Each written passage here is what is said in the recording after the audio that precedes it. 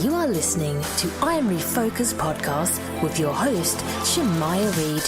This podcast is designed to inspire you to live your purpose and regain your focus. Now, let's tune into today's podcast. Hey, this is I Am Refocused podcast. You know what time it is. It is Thursday, and we are here at Rockefeller's Barbershop. Big shout out to Rico Rodriguez. Without his help, man, I don't know. This podcast would not have the most influence that it has already. So thank you, Rico, for everything you're doing for this podcast. Today, we have an awesome show lined up for you guys. We have a retired Air Force guy here, but let me give you his background. He is Major General retired Alfred K. Flowers, and he has an awesome story. I don't even want to spend too much time telling his story because I just want to get him in the show and say, how are you doing this morning, sir? Well, good morning. I'm doing fine, Shemaya. First, let me say thank you to you and Deborah and Rico. Thank you for what you're doing with the I'm Refocused podcast, and thank you for inviting me to spend a little time with you this morning. Thank you, sir.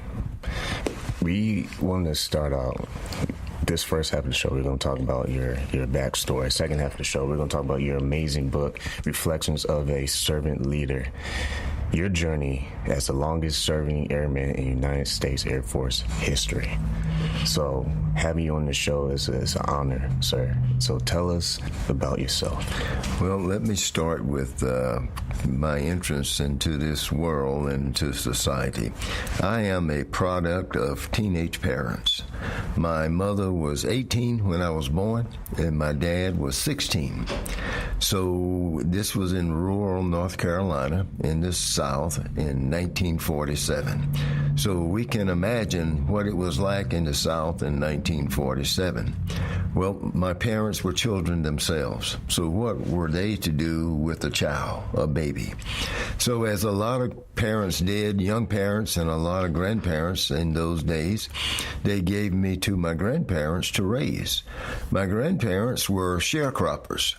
When I talk about sharecroppers, a lot of people don't know what sharecropping is. But sharecroppers in the South in the 40s and 50s and 60s, it started to die out a little bit. But basically, you were a servant for a landlord. The landlord owned the property. It usually had an old house on the property. The house that we lived in was very small with 4 rooms, not bedrooms, with 4 rooms. There was 2 bedrooms, a kitchen, and a living room. So my grandmother tells me stories of bringing me home in a shoebox from the hospital. That was the poor people's version of a bassinet, I guess. And the incubator was an old wooden stove heater that sat in the middle of the living room floor, and that's what they used to heat the house and to keep me warm. And she tells me stories of sitting up all night, all day, around the clock in the winter by this wooden heater to keep me warm and keep me alive. So I'm very, very thankful for grandparents. Now, let me get back to sharecropping a little bit and tell you how that program worked. If you were a sharecropper, you got to live in whatever facility or house, and they were very small houses and not well kept. You got to live there as the sharecropper. The landlord owned the property, and tobacco and corn was king in North Carolina in the 40s. So my grandparents raised tobacco and corn. Well, the land that it was raised on belonged to the landlord also. And the way they financed the seeds and the help and the harvesting is the landlord would loan money to my grandparents to buy seeds and to harvest and take in the crops. But at the end, when the corn was sold or the tobacco was sold, it was split 50-50. 50-50. And my grandfather had to pay for all the expenses of planting, harvesting, and all of that production out of his 50%. So, you know, it was kind of a modern-day slavery, if you will. The only difference is they didn't own us. They owned everything that we had. They owned our livelihood, and they owned the property, and but they didn't own the individual. That was the only difference. Now, I remember years with my grandfather coming home after he'd sold the last of everything, tobacco, corn, everything that he raised. And he would say to my grandmother, well, I still owe the landlord $300. So what that meant for us is we had worked all year and didn't make anything. Most of our food, we raised hogs, we raised vegetables, and we didn't have any cows, but you know, pork is kind of king in North Carolina too, and maybe that's why a lot of us have hypertension, because we grew up on pork and ate it just about every meal every day. But we survived. I remember my grandfather. When I was 15 years old, we were offloading a wagon of corn into the pack house, and he started to complain about indigestion, and we didn't know any better. We thought he had indigestion, and it just got worse. So my uncle and grandmother took him to a country doctor not far from where we were living. And that old country doctor diagnosed him with indigestion and gave him something for gas. Well, we brought him back home, and it wasn't but a few hours later that it had gotten worse and worse and worse. So they took him to a little city called Kinston, where the hospital was. And lo and behold, as it turned out, he had had a heart attack.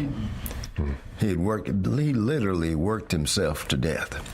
So he had a heart attack day one, and 4 days later he was deceased. He had had several heart attacks over the 4 days, and finally it took him out. He died, and he died. I always say that he worked himself to death, and he almost worked me to death. I started working with the men in the fields at 10 years old. Cropping tobacco with the adults at 10 years old, and did it until I was 17 and graduated from high school. So hard work won't kill you. If it did, I wouldn't be here, because I've done a lot of it. So it's 15 when my grandfather passed. What was left for my grandmother and I? Well, we were left with that farm, 2 old gray mules, and wonders about what we would do next. As it turned out, it was too much for the two of us to do, and my grandfather and grandmother wanted me to finish high school and make a better life for myself than what I had lived. So she gave up the farming. We moved in with her son, my uncle, and that's where we lived until I came into the military. At 16 years old, I started learning more responsibility, not just for me in helping to take care of me, but for others. At 16 years old, I started driving the school bus, a 42-passenger bus, and I would transport 42 other children to school and back every day. And that was my first paid job. I got paid $30 a month. Wow. Basically, it was $1.50 a day for 20 days. Wow. And, you know, $30 a month was a lot of money to a kid that didn't have any. So I did that for 2 years. And at 17, I graduated from high school. And I knew that I needed to get out of North Carolina, and I knew that I needed to get rid of those mules and the way that I'd been working and living and move on with life. I couldn't afford to go to college, didn't have any money. I got a $300 scholarship, and they said, hey, this is it in agriculture. Let's see how much you can buy with that. And immediately I figured out it was nothing. So I asked my grandmother if she would sign for me to come into the Air Force, and she did, reluctantly. She didn't want me to leave home because we had become very comfortable and bonded with each other. I didn't want to leave her because she had just started a battle with breast cancer. She'd had a double mastectomy with breast cancer, was doing well, but I knew and she knew that there had to be a way out, and it wasn't continuing what I was doing. So I had two cousins. One was in the Army, one was in the Air Force.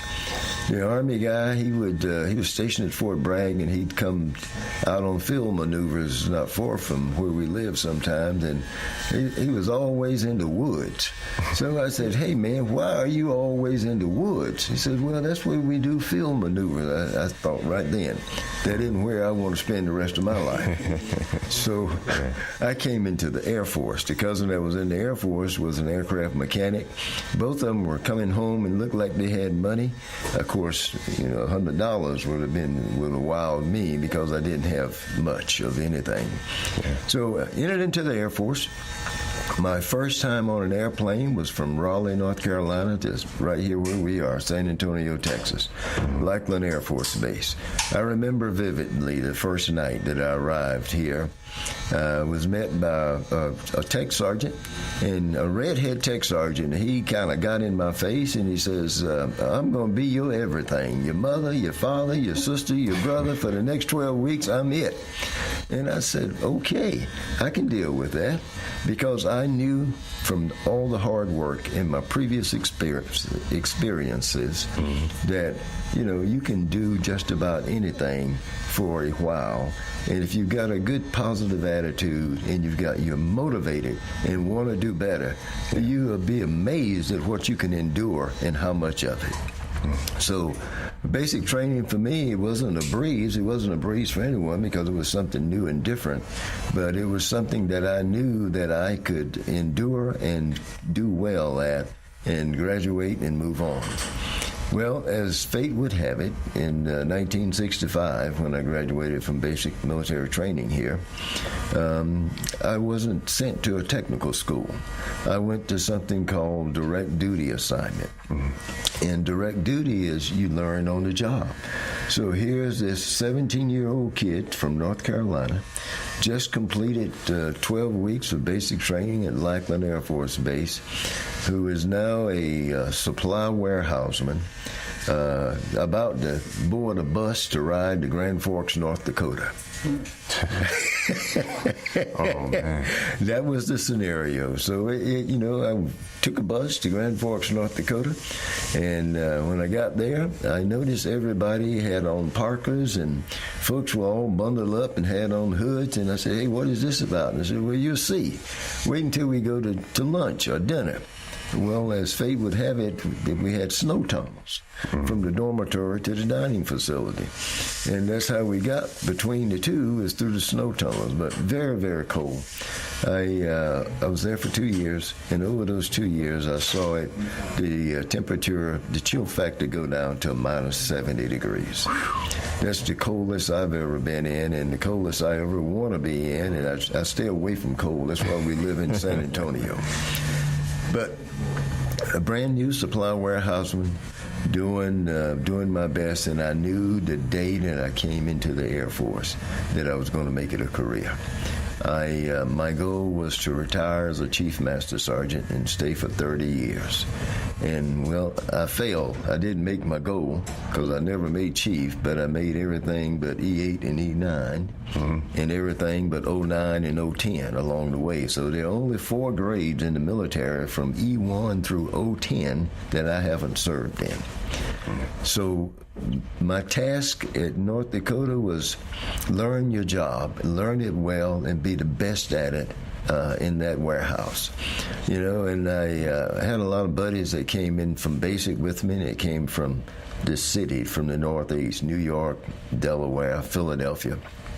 And they always called me country because they were from the north and I was from the south, and I spoke a little bit differently than they did, and they labeled me as country.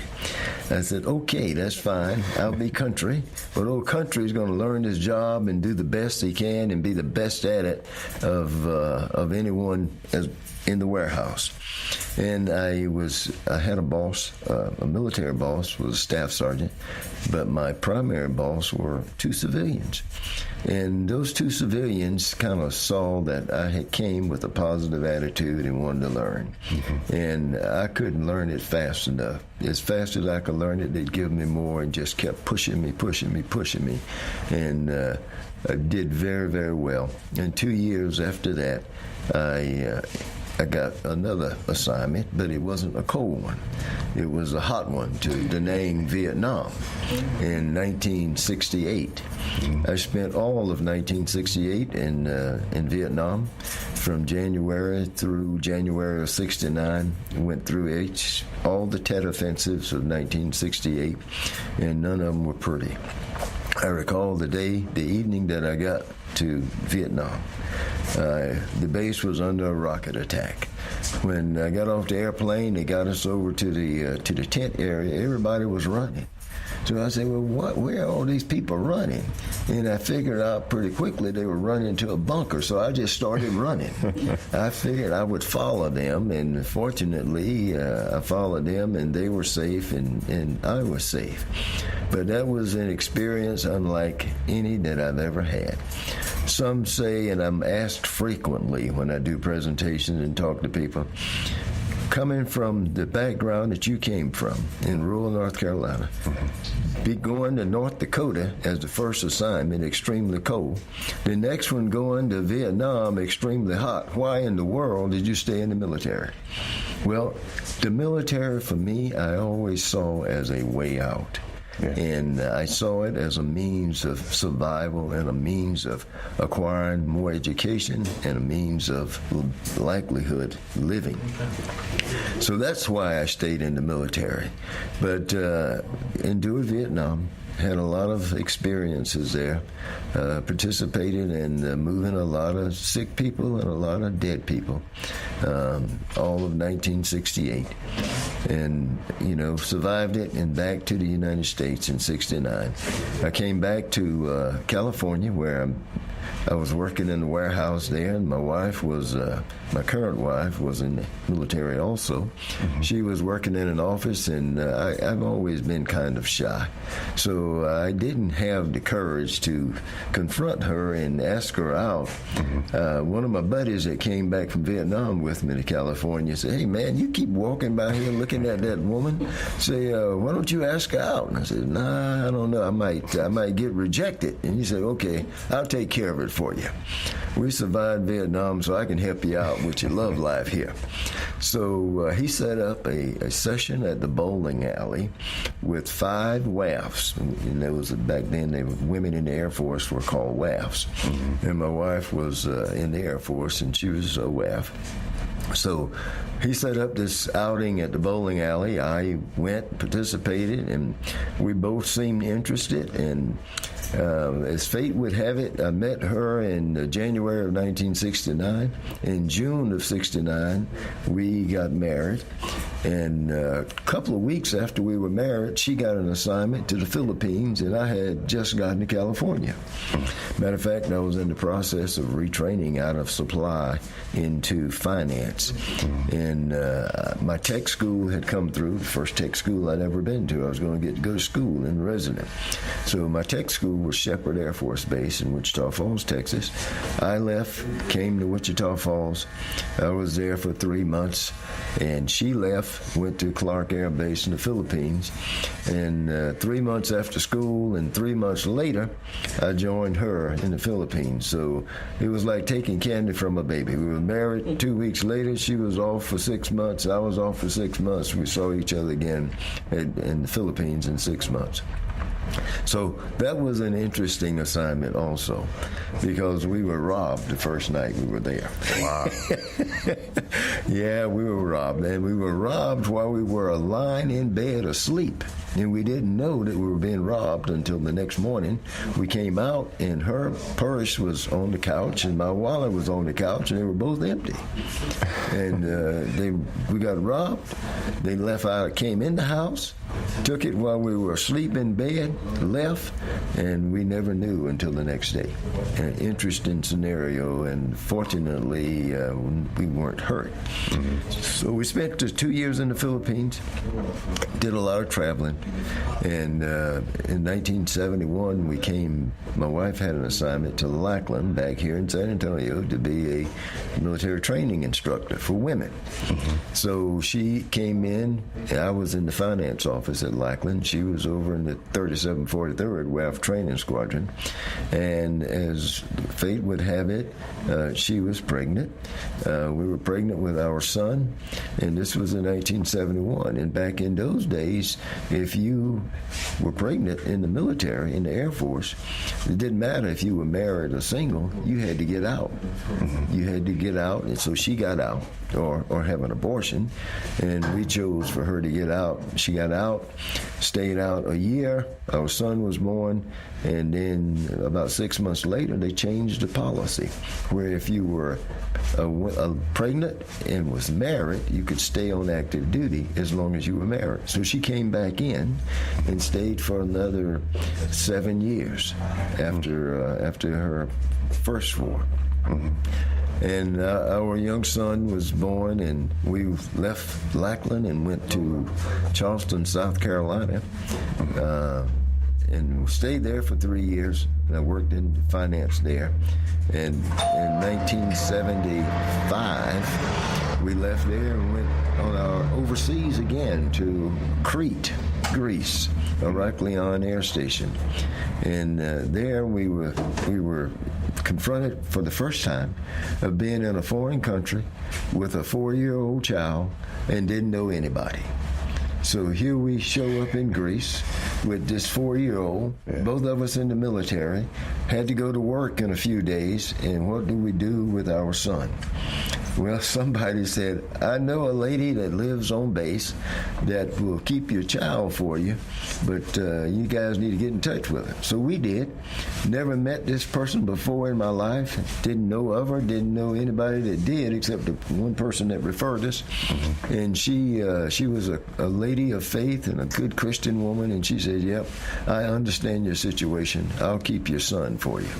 So we left him with her, this perfect stranger that we just met, and about a month or 2 later, we hired a housemaid, a Greek lady that came in, took care of him, took him to school, fed him, did all the things that we didn't do because we were at work, and it all worked out.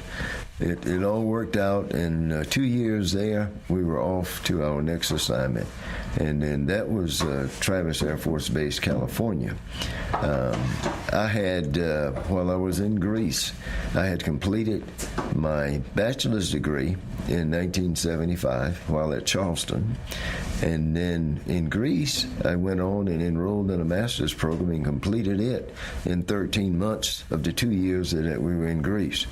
So I had applied for officer training school before I graduated from college. Matter of fact, I had 1 semester to go. You could apply for officer training school before you graduated. I did, and was selected. Mm-hmm. And my wife had an assignment to Greece, and I was coming back to Lackland, to officer training school. So I said, oh no, and we had this 4-year-old child. This doesn't work.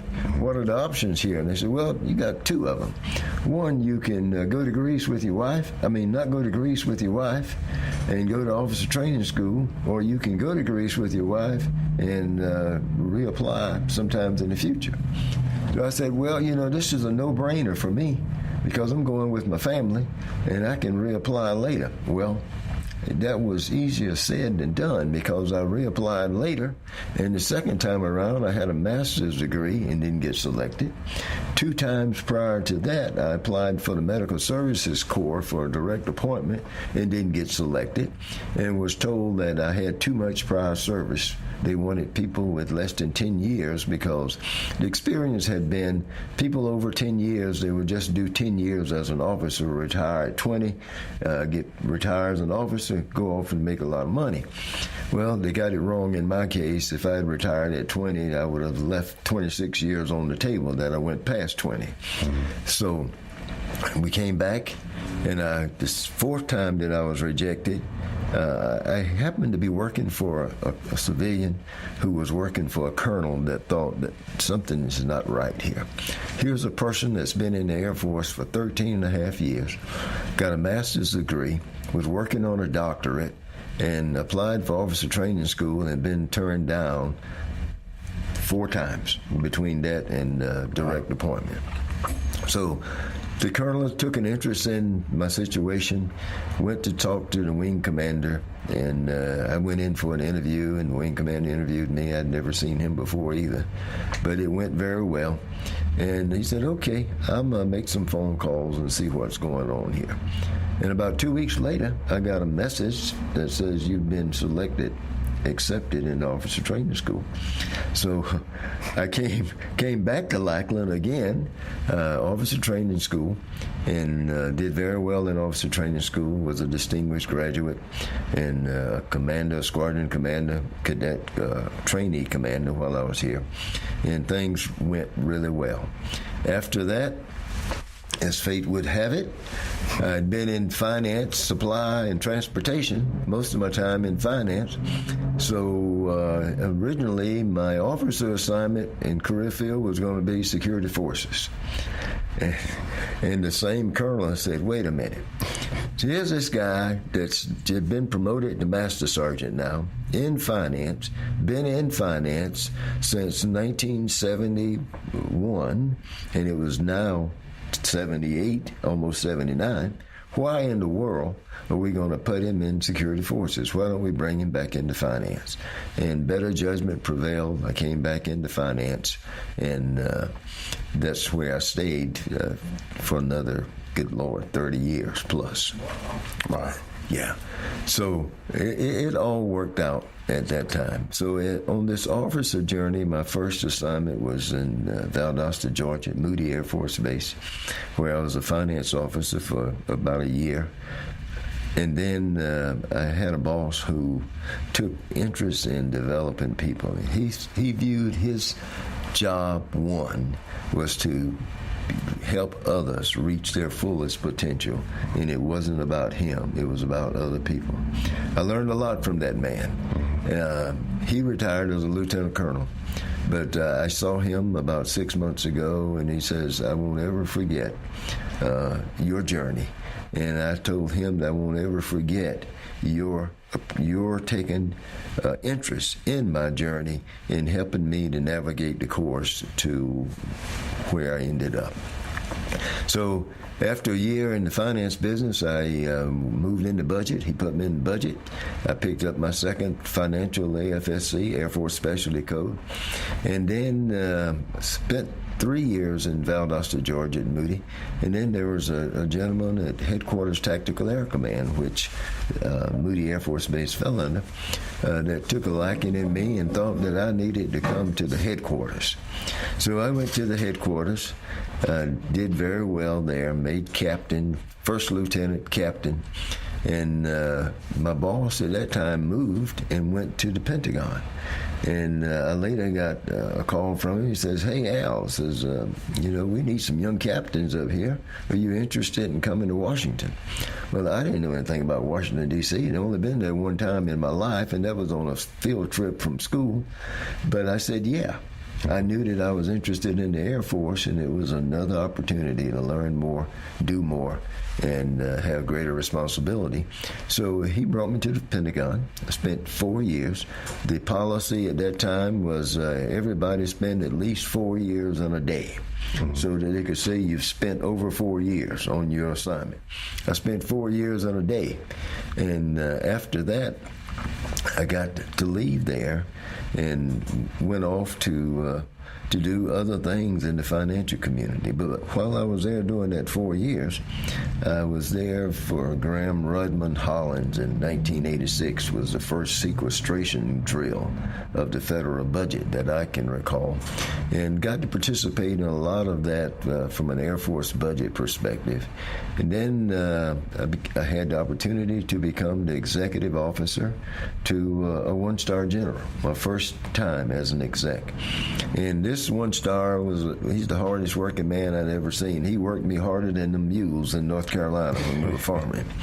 But it all paid off.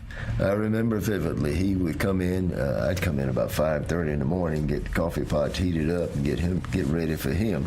He'd show up about 6 and say, "Okay, Al, we're off." So the first hour or so, between 6 and 7, he would do paperwork if he had anything left over from the previous day. The rest of the day seemed like he spent it all in meetings and would wander all over the Pentagon to meetings and come back in about 6 o'clock at night and say, "Well, Al, I guess we need to do some admin work now." So it was another couple of hours catching up paperwork that he didn't have the opportunity to work on all day while he was attending meetings. But that was, I did 2 years as the exec. A hard 2 years, but I learned more in those 2 years than I had learned the previous time as an officer or an enlisted person. What you learn in Washington, D.C., in the Pentagon, when you go there early, is you learn how the senior executives make decisions.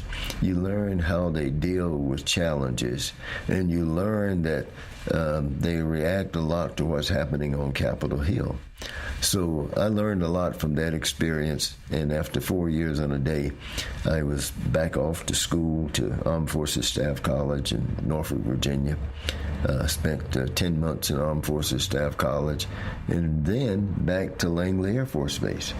If you notice this scenario of Langley Air Force Base, Pentagon, you'll see 8 assignments back to back between Langley and the Pentagon for a total of 19 years. I thought I was going to die in Virginia, but I finally got out of Virginia in 2001. And coming out of Virginia 2001, I had the opportunity to come back here to San Antonio, where I was the Chief Financial Officer for Education and Training Command over at Randolph. Did that for a little over 2 years, and we were on an airplane trip one day, my boss and I. We were going to Wright-Patterson, Dayton, Ohio, and he was a 4-star, and he was sitting at the front of the plane. He called me and said, "Hey, Al, come up here. I need to talk to you about what we're thinking about." And he said, how would you like to go to U.S. Special Operations Command? And I said, "Sir, I'll go wherever the Air Force sends me, because that's what I do. I'm a servant. I go where you send me and do what I'm asked to do and do it the best that I can." He said, "Well, I've been talking to the commander down there, a good friend of mine, and I think we're going to send you down there as the Chief Financial Executive for U.S. Special Operations Command." I said, aye. Somebody tell me when to go, and I'll be on my way. So I ended up a few months later and back in Special Operations Command after leaving San Antonio. And that was an interesting experience, because I knew that in Special Operations it was a very close-knit group, and they all took care of each other. And here I was, an outsider coming in, never been in Special Operations, was the first non-rated guy to ever have the job, and the first financial guy to have the job. So I had a steep hill to climb, and that climb was not as hard as I thought it was going to be, because I found very quickly that if they respect you, you do the right thing, you are a person of integrity, and you're focused on the mission that they're doing, it doesn't take long before you're a part of the team. So it didn't take long. I became a part of that team. Spent about a year as the chief financial executive, and then my boss, who was the J8, said, hey, I've got an assignment, and I'm going to recommend to the 4-star that you be the next J8. And I went outside my office, and I looked at the board of all the people that had been to J8 in the pictures, and there wasn't any of them that looked like me, and none of them that was non-rated. They were all operators, pilots or special operators or something. So I said, oh, this will be interesting.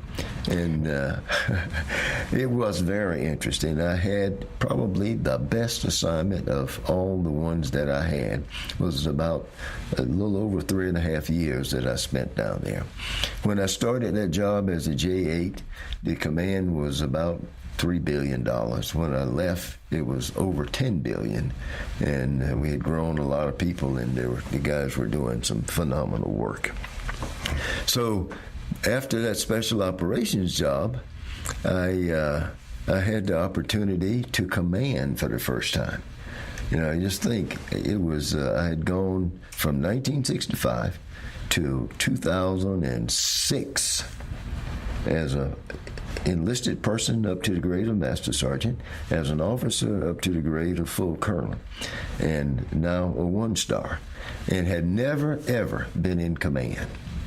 Now, that is quite a unique career to go that many years and never been in command. Well, it wasn't because my record wasn't of quality to command. It was because every time the opportunity came around, I'd always get a call from somebody in Washington or the personnel center and say, hey, Flowers, time to go back to Washington, back to D.C. So it was always off to a bigger job. And I said, well, I guess my career's toast, because all my friends have been squadron commanders, they've been group commanders, some of them had been wing commanders, and I had been no commander. So we were on a trip from Special Ops, and I knew that I was going to get this opportunity. I got a phone call, and the boss said, hey, we got a deal for you. And I said, okay, what's that? Matter of fact, I was home burying my mother in 2006. He said, well, the guys, AETC would like to have you as the commander of the Air Force Officer Session and Training Schools. I didn't know much about it. I knew about officer session, and I knew about basic military training because I had been in both of those. But I had no clue what else it entailed. Well, that program entailed, I had all ROTC, all 144 detachments, and about 1,100 cross-town detached people that came, schools that came to those primary detachments, and about 120,000 people in junior ROTC all over the country in the U.S. and some abroad. In addition to that, I was responsible for the officer training school.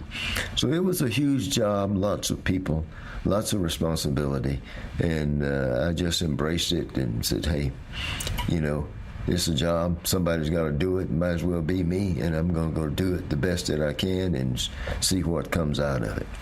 It did very well. And we were on a trip, my exec and I, to San Angelo, Texas, to visit a ROTC detachment coming back. And I got a phone call from the same boss. He said, hey, Flowers, I think, man, we're going to make you the 2nd Air Force commander.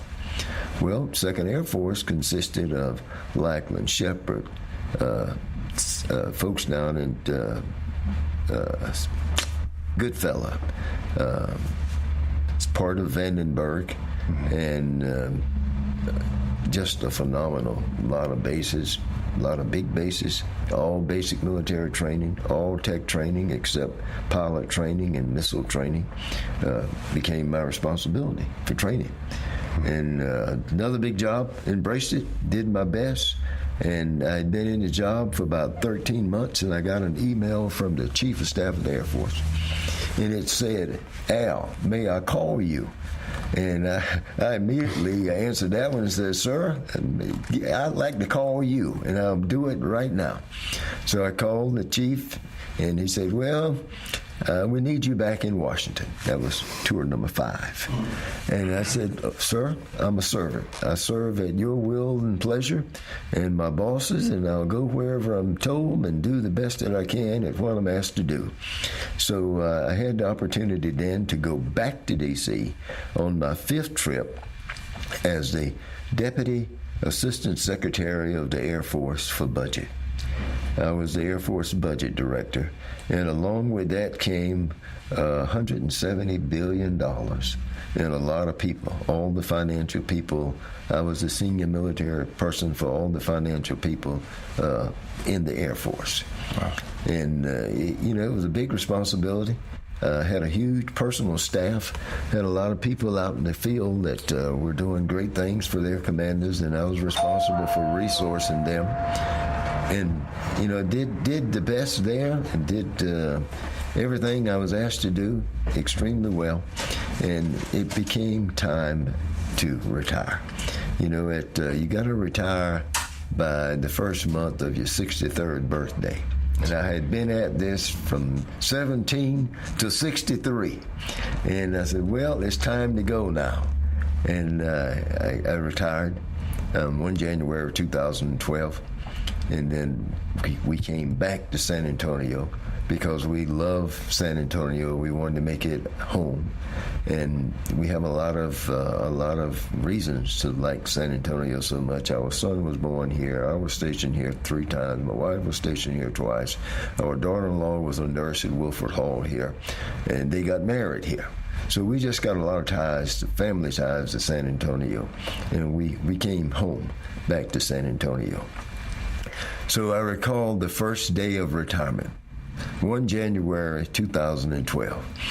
I was sitting in my office out in Stone Oak, and my wife came in and she says, "Well, Flowers, I guess it's just you and I.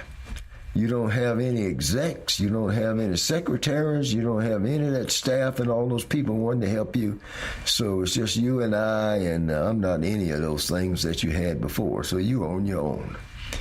And that's a pretty revealing comment, because for the first time in 46 years, 5 months, and 24 days, I was out of a uniform.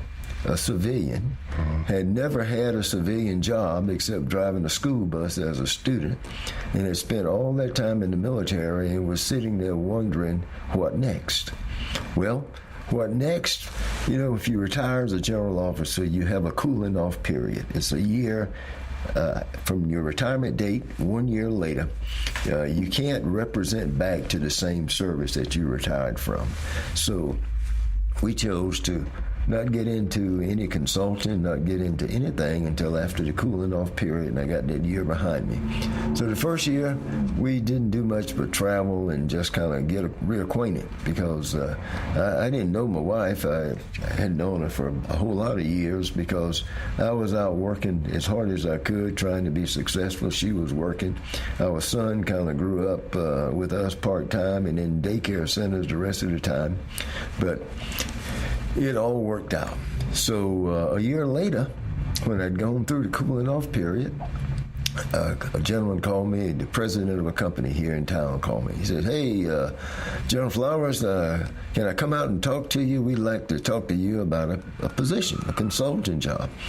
And I said, "Well, you can come talk to me, but I can't come talk to you because I just had knee surgery and I'm on crutches, and I'm not going to try to get out and hobble over to your office." He said, "Well, can I come to your house?" I said, "Yeah, you can come to my house." About 30 minutes later, this joker showed up, and we were sitting at my dining room table, and he says, we really want to think you can help our company, so I'd like for you to talk to the CEO.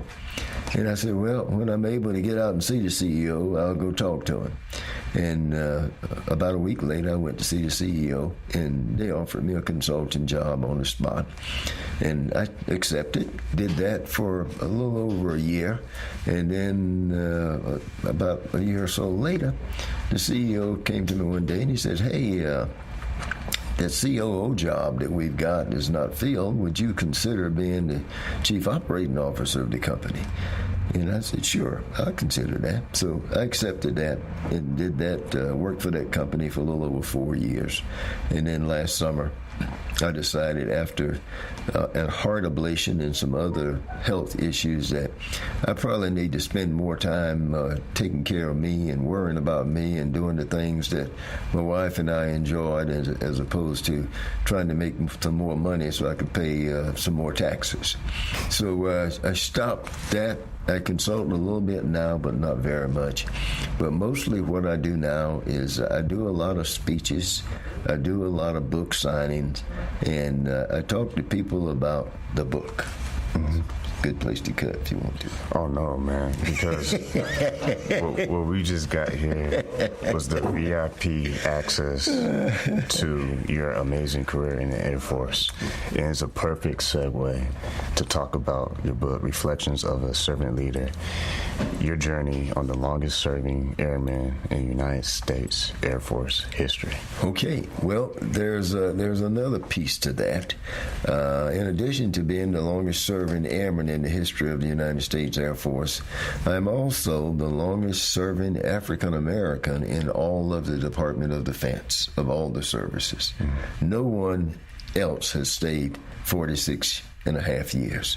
So what I wanted to do with this book, having spent all that time in the military, coming from severe deprivation, economically, environmentally, socially, you name it, deprivation, being deprived. I had experienced it out there in rural North Carolina in that sharecropping environment. I wanted to take some time and share with folks, young, old, whoever picks the book up and read it. I want them to understand that there are some things that I think are very important to being successful. One is the right attitude. If you've got a bad attitude, chances are you're going to have low altitude and bad luck. I don't know anybody with a bad attitude that I want to be around, but I know a lot of folks with great positive attitudes that I love to be around. So attitude is extremely important. And I wanted to point that out in the book and help people understand that you've got a good attitude, you're motivated, and you want to work, you can do some amazing things. That if I had to sum this book up in one sentence, I would say this book talks about how you don't have to live where you're born. You can be born in some severe poverty like I was, but you don't have to live there. You can work your way out of that, but you gotta want to work your way out. So I talk a lot in the book about coming up hard, striving to be out of poverty and getting out of poverty, and some ways on how to do that. And also I talk a good bit about how to navigate a successful military career. And I want to reach young people that don't know where they're going, don't know how to get out, might even consider the military or maybe not consider the military, but have it as an option. So the points that I make in the book about navigating a successful military career is, number one, you've got to understand that it's not about you. It's not about you. Military people are servants of the country, servants of the people, and you're expected to go do what you're asked to do, when you're asked to do it, where you're asked to go. And that's kind of the way it is. You've got to be willing to accept the fact that you're a public servant and you serve the people in this great country. The other thing is you've got to be willing to come with a positive attitude, do your best at what you do every day, and do it as well as you can, as long as you choose. So we talk about that as a way to navigate a successful military career. I also talk a lot about military career and the fact that it's about service. It's about sharing of you and your family with the rest of the world. And there are some hard aspects to being in the military a long time, especially being married in the military and having a child, and both of you serving on active duty. It's about sacrifice. You sacrifice a lot for the good of the country and the good of the service that you serve in. Sacrifice is a key word with military. And if you're going to come into the military and you want to stay in the military and make a career out of it, you've got to be bought into the idea of you make sacrifices. Sometimes you sacrifice family. Sometimes you sacrifice yourself. When I look back over my military career in all those years, and that one son that was growing up in the child care centers and other people taking care of him while we were working. And I think about all those opportunities that I missed to go to ball games, to do things with him because I was somewhere working, doing the nation's business. I don't see it as I had a bad career. I don't see it as neglect to my family. I see it as a sacrifice that I made for the nation and the people of this great country and our allies around the world. So you got to be willing to sacrifice and know that it's not all a cakewalk. Some of it is a thorn lay. It's not a cakewalk, but you can overcome, you can do well, and you can be very, very successful. Now, as I go on in the book, I talk about our son and his career.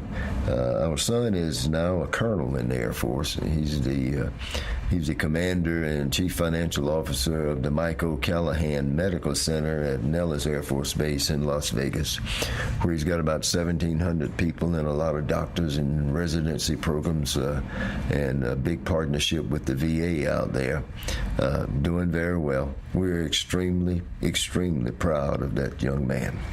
When he graduated from high school, he knew that he was going to college. He didn't know where, and I didn't know where. He had like 9 scholarships to 4-year colleges, and he decided to go to the Naval Academy Prep School because they had recruited him to play basketball. And he got there, and it just wasn't for him. So he said, hey, I need something else. I need to change directions.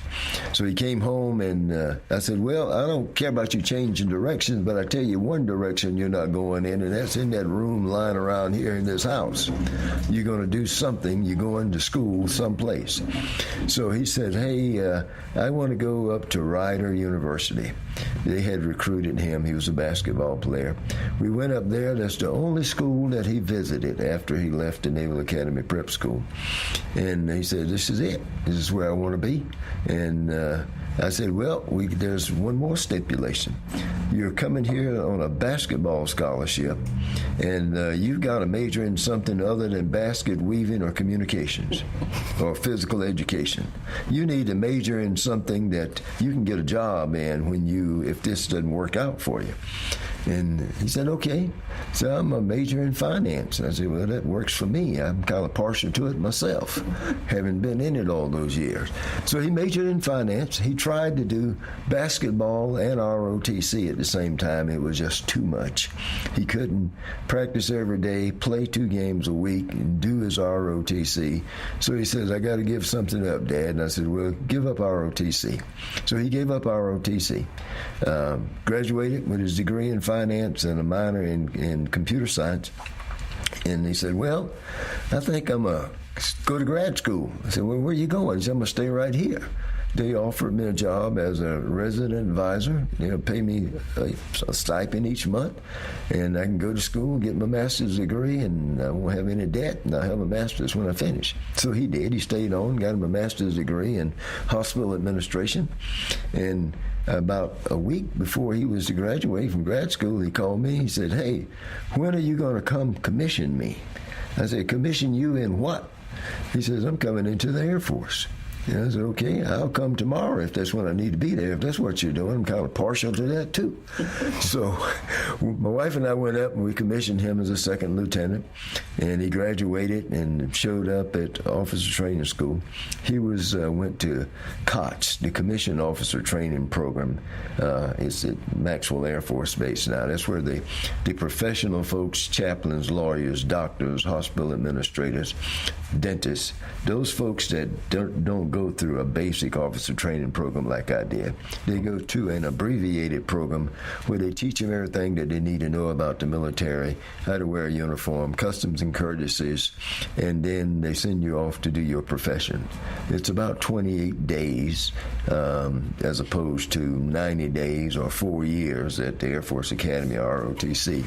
But they're already professionals in their own right. What we want them to do, and we want to orient them to the military, and so that they can practice their profession in the military, and that's what the program is designed to do. So he's doing very well. He's got 21 years now, and he's a colonel, and he's already earned a retirement. So I says, hey man, there's one thing that you got to keep in mind, and that is you're an airman ordinary like all of us. Don't start feeling good about yourself, because it's not about you. And there's many people that feel differently about you than those that feel the way that you do about you. So just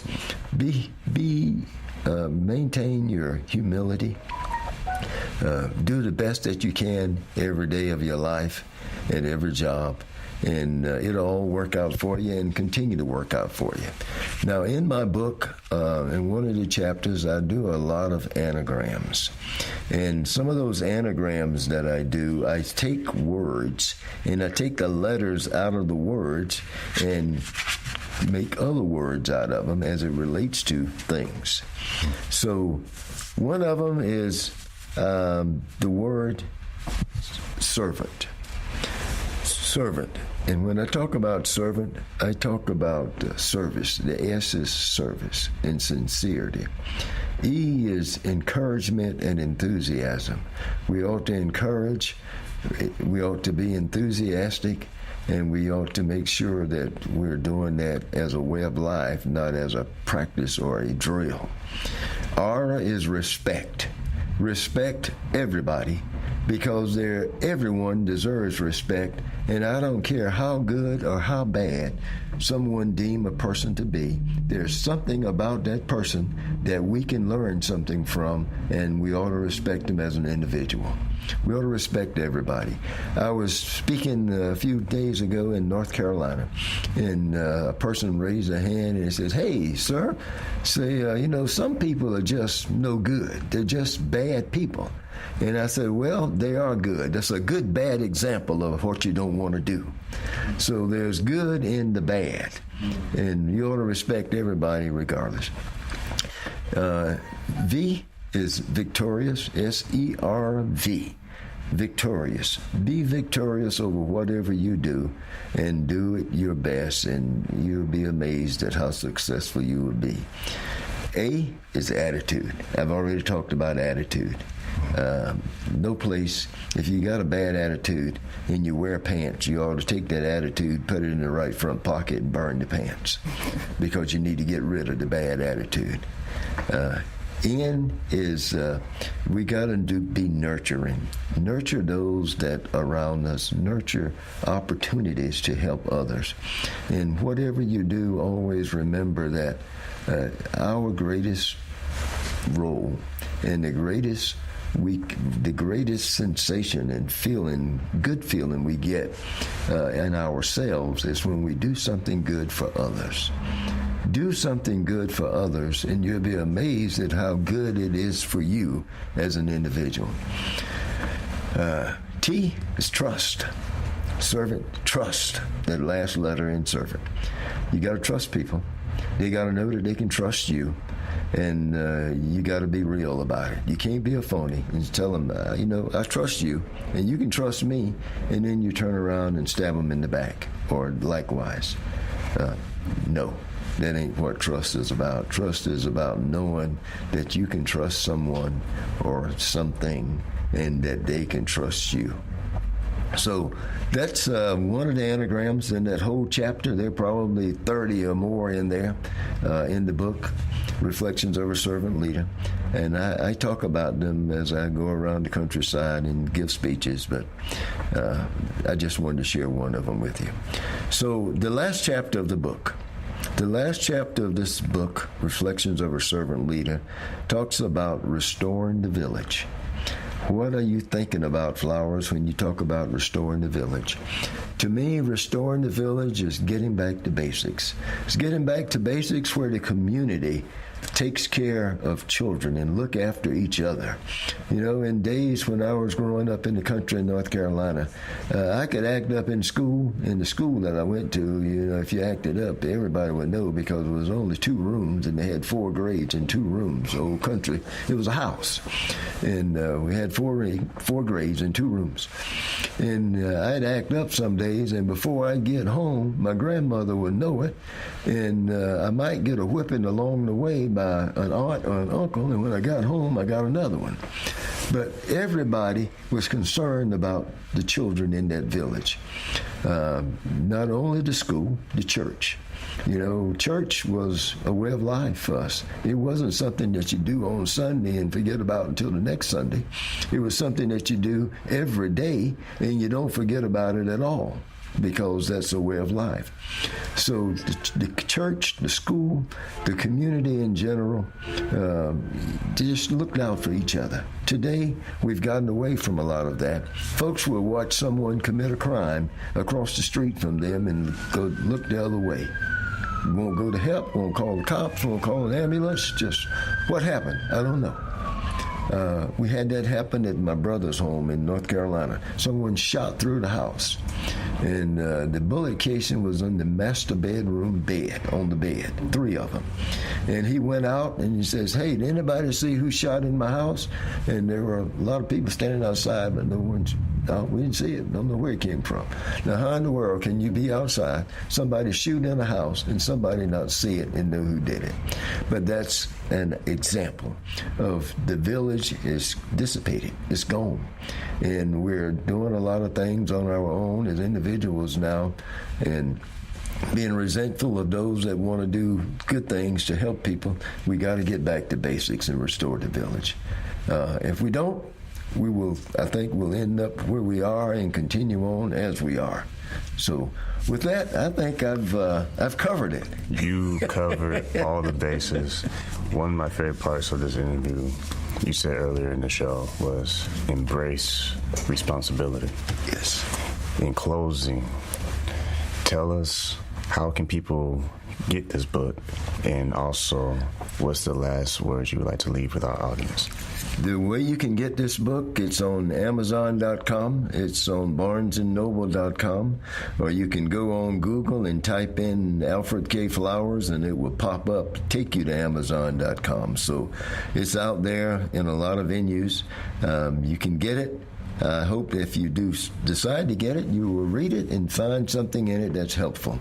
And the bottom line on this book, again, is its intent is to inspire, motivate, and help folks understand that you don't have to live where you're born. You can live wherever you want, as long as you do the things that you need to do after you're born.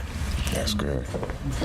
And with that said, let me say every single week, keep God first, stay focused, and peace.